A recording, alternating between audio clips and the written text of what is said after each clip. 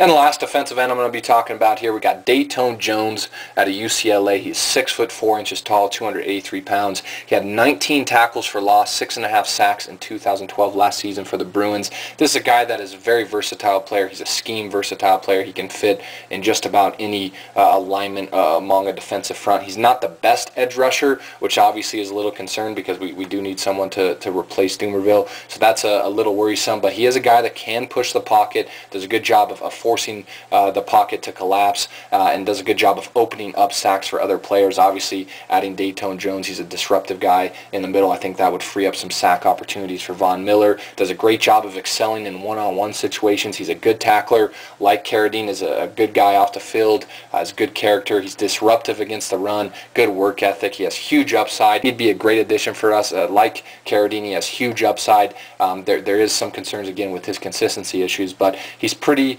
well-rounded guy. Like Dayton Jones a lot, and is a guy that the Broncos definitely could potentially target with that 28th pick. Now look at some of the inside linebackers that the Broncos may look to target here in this draft. It's going to start with Arthur Brown out of Kansas State. He is 6 foot tall, 241 pounds. This is a guy, he had 100 tackles last season for Kansas State. He also had 7 tackles for loss, 2 interceptions, and a sack in 2012. He's a leader on the field, does a good job of covering running backs and slot receivers. He's very good, has very good coverage skills. He's a smart player. He has good awareness in the run game. Great tackler. This guy's a tackling machine.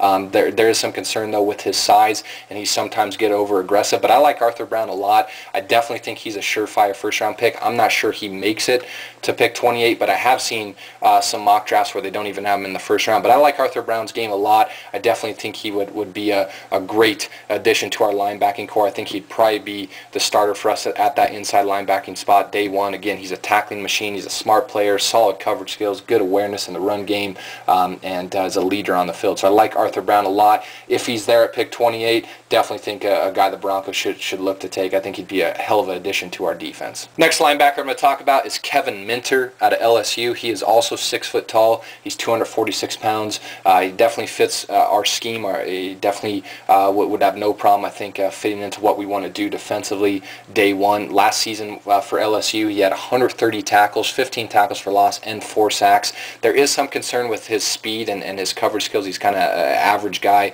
in terms of his coverage skills, and does have average speed for the linebacking spot, but he is smart in coverage. He's a solid pass rusher, does a good job of getting to the quarterback. He's very good against the run. He's a good tackler, does a good job of getting through the trash and making plays on the ball. I think he'd help us probably more so than Arthur Brown would in terms of in the pass rush. This guy's a very solid pass rusher. Again, had 4 sacks last season for LSU, and he's a good tackler. There has been some mock drafts of him going at the end of the first round, so maybe you look to take him at pick 28. I think that'd be a little too high for him, but I think he'd be a good fit for our scheme, and could be a linebacker that we'd look to target in that second or maybe even third round. And the last linebacker I'm going to talk about, this guy is probably I would say arguably the most polarizing player in this year's draft class. Has drawn a lot of criticism. A lot of people have mixed opinions on him. That is Manti Te'o out of Notre Dame. He's 6 foot 1 inches tall, 241 pounds. I like Te'o's game a lot. I think he'd be a huge addition to our defense, and I think he'd be a very productive player within our defense. Last season at Notre Dame,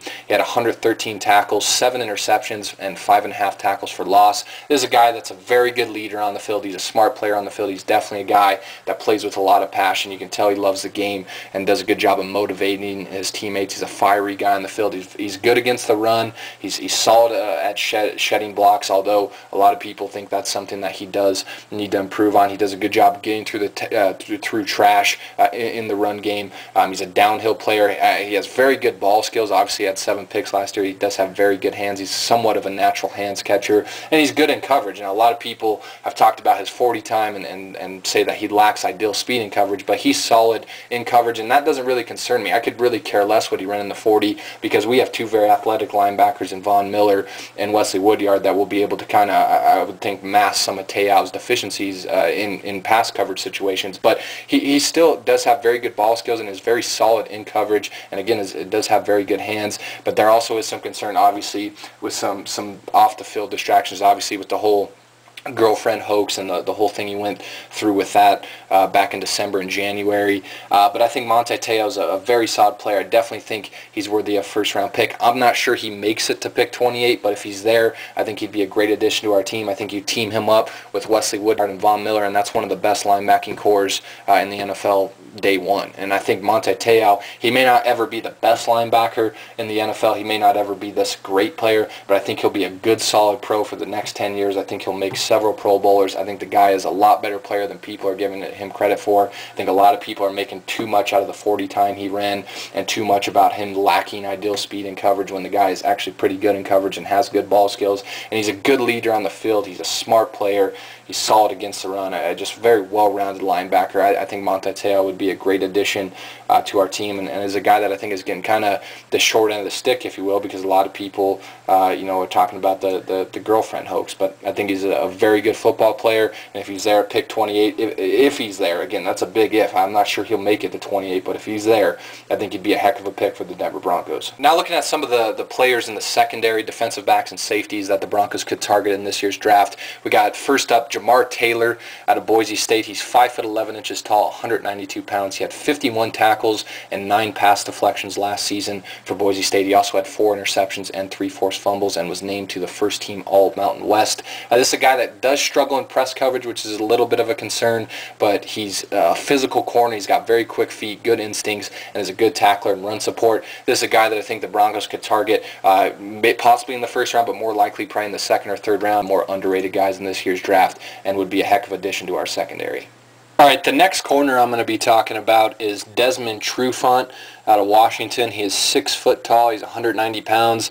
This guy's a hell of a player. He last season was named to the first team All Pac-12 for his play at Washington last season. This is a guy that's got great speed. He's a very good athlete at the defensive back position. He's solid against the run. He's really good in man coverage. He's durable. He's one of those guys that day one you can put in man-to-man situations and put him out there on an island and be comfortable with having him in one-on-one man coverage. He's a good character guy, good leader on the field, smart, feisty player like Jamar Taylor, has very quick feet. The one concern with him is his tackling could be better, and some people believe he has average ball skills. But all in all, I think Desmond Trufant is a really good player. Probably would have to target him with that 28th pick if he's there, because Atlanta, if he falls to them, they'll definitely take him. So I don't think there's any way that we could get him in the second round. So Desmond Trufant would definitely be a guy that we're targeting. We would have to target in the first round with that 28th pick. Like this guy's upside. Their Marcus Trufant has obviously been a very good cornerback in the NFL for quite some time now, so you like the lineage there. And he's just all in all a really solid corner, ton of upside. Think he'd fit really well in our locker room, learning under Champ Bailey, Chris Harris, those guys, and would really bolster our secondary. This guy is probably one of the most polarizing players in the draft. We got Tyrann Mathieu, the Honey Badger out of LSU. He's 5'9" tall, 186 pounds.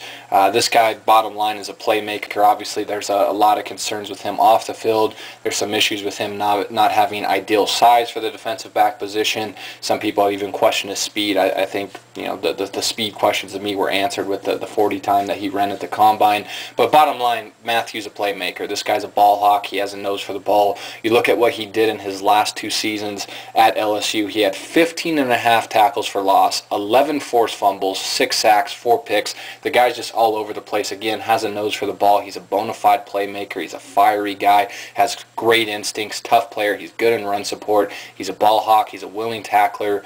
And he also gives you value in the return game. He's a very good punt returner. I think he had 2 punt returns returned for a touchdown in his sophomore season at LSU. I mean, this is obviously the off-the-field issues with the multiple failed drug tests that he had at LSU and him being dismissed from the team.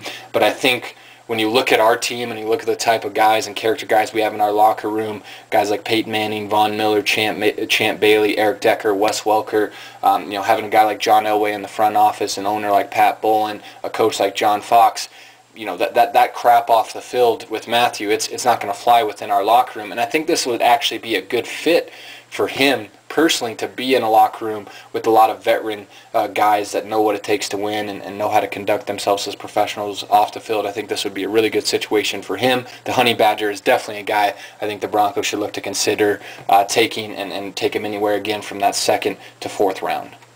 Next defensive back I'm going to talk about that the Broncos could look to target. This is a safety here. We got Eric Reed Also out of LSU, he is 6'1" tall, 213 pounds. This guy is a huge hitter. He lays the wood. He is an intimidator over the middle. Big hitter coming out of LSU. He's good against the run. He has ideal size for the safety position, obviously at 6'1" tall and 213 pounds. He's tough. He's good in coverage. He's a very good athlete, has good range for that safety position. He's a smart player. Last season for LSU, he had 91 tackles and 2 picks. There is some concern with his ball skills. He does have average ball skills. He has questionable recovery speed and gets over aggressive at times.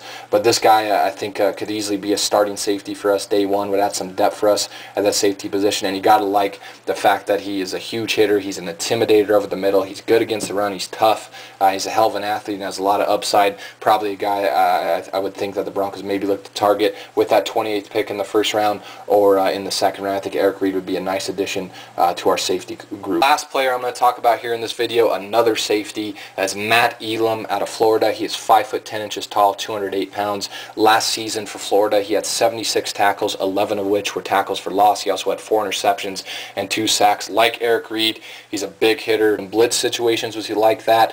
He's a good leader on the field. He's a very smart player. He's been compared to Ryan Clark, safety of the Pittsburgh Steelers, and Dante Whitner, safety of the San Francisco 49ers. Both are very, very good safeties and have been very good safeties for a long time now in the NFL for the past several seasons. He's not necessarily a ball hawk. He's not like the playmaker that a guy like Tyrann Mathieu is, but he's a smart player. Again, he's a good leader on the field, good character off the field, good in blitz situations, has solid ball skills. There is some concerns. He's a bit undersized for the safety position. Can he cover, bigger tight ends in the NFL and quicker slot receivers? He does have average speed, which is a bit concerned. But overall, I think he's a very well-rounded safety. You can do a lot of things with him defensively and line him up in a bunch of different areas. And again, he could definitely benefit our defense in different situations. Probably a guy you're looking to target with that 28th pick in the first round, possibly in the second round, but more likely would be a player that we would have to probably take at pick 28. Really, leave me a comment below with what you think of all these players that I mentioned in this video, and even leave me a comment below with some of the players that I didn't name at these respective positions that you would like to see the Broncos target, and just in general, what do you think the Broncos should do in this year's draft? So that's it for me, guys. Thank you for watching, and as always, go Broncos. Enjoy the draft tomorrow night.